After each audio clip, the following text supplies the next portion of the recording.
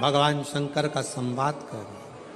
4 निशानी मेरे भगवान शंकर ने तुमको दे दी प्राप्त करने की। 4 शंकर भगवान से मिलने की 4 निशानियां सामने आती है। जब आप शिव महापुराण की कथा सुनते रहते हो, शिव जी के मंदिर जाते, 1 लोटा जल चढ़ाते, शंकर का भजन करते करते साल निकलते चले गए। साल। 4 निशानी मेरे भगवान शंकर ने तुमको दे दी प्राप्त करने की।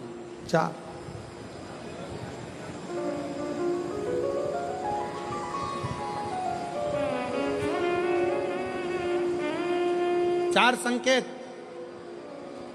शिव मिलने के, शिव समागम के, शंकर को प्राप्त के।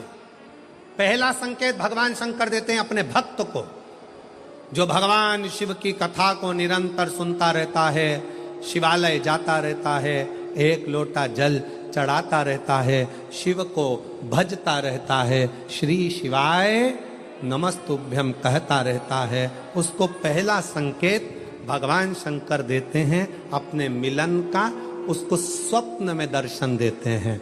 जब भगवान शंकर का दर्शन बार बार स्वप्न में होने लगे, समझ लेना कि तुमने पहली परीक्षा पास कर ली, तुम दूसरी क्लास में पहुंच रहे।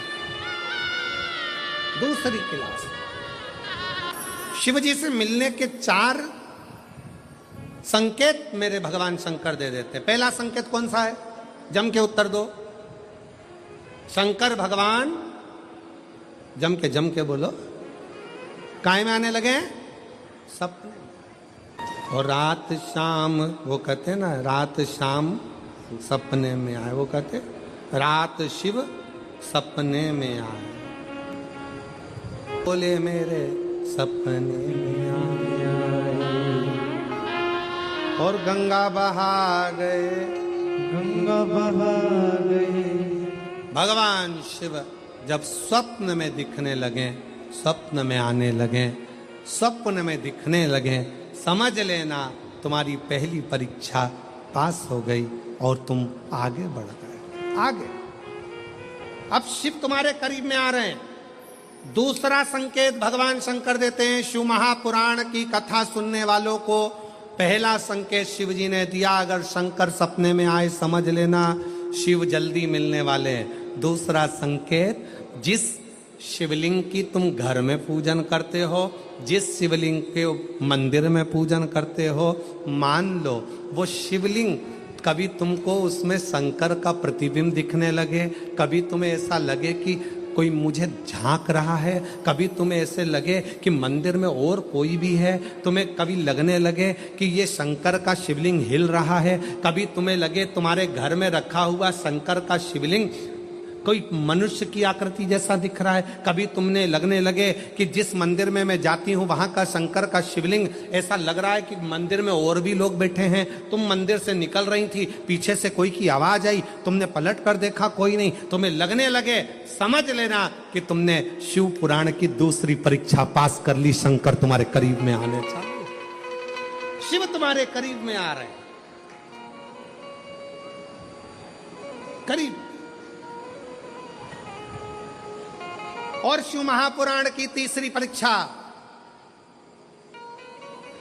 शंकर संकेत देते हैं मिलन का संकेत। पहला संकेत स्वप्न, दूसरा संकेत अपने इष्ट मूर्ति का हलचल, और तीसरा संकेत जब आप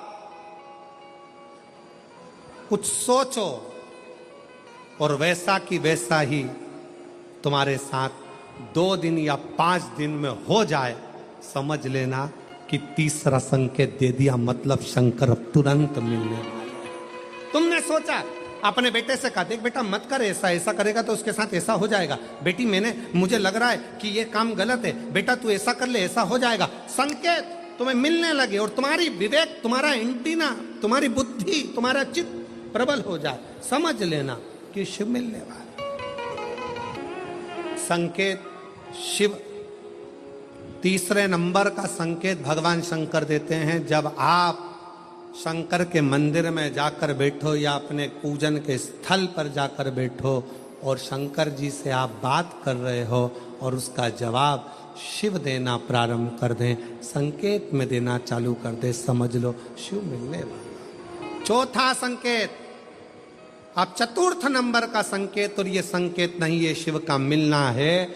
जब ये 3 परीक्षा पास हो जाती है तो चौथे नंबर की परीक्षा पास करने की जरूरत नहीं पड़ती है। दुनिया के लोग कहते हैं कि भगवान आते हैं 2-4 घंटे रुकते हैं, सब झूठ है। भगवान एक क्षण के लिए आता है और तुम्हारे सामने आकर तुम्हारे सामने से निकल कर चले जाता है और तुम्हें महसूस करा देता है कि मैं तेरे सामने आया था और निकल कर चले गया, तो मुझे पहचान नहीं पाया। आता है, आए।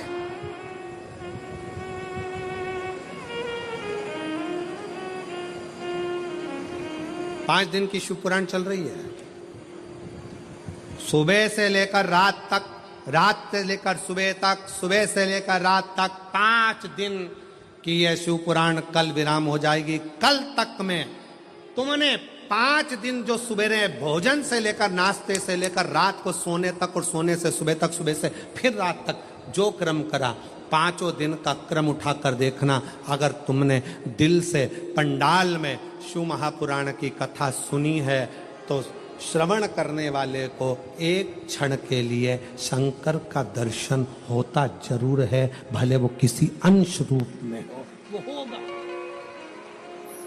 प्राप्त हो। क्यों? ब्रह्मा ब्रह्मलोक में है, भगवान विष्णु बैकुंठ लोक में है, भगवान शंकर मृत्यु लोक में। ये मृत्यु लोक मेरे देवाधिदेव महादेव का है, शिव का, ये शंकर का है। जब ये शिव का लोक है, शंकर का लोक है, तो जब हम हृदय से भगवान शिव को पुकारते हैं तो एक क्षण के लिए शिव आता जरूर। श्री शिवाय नमस्तु।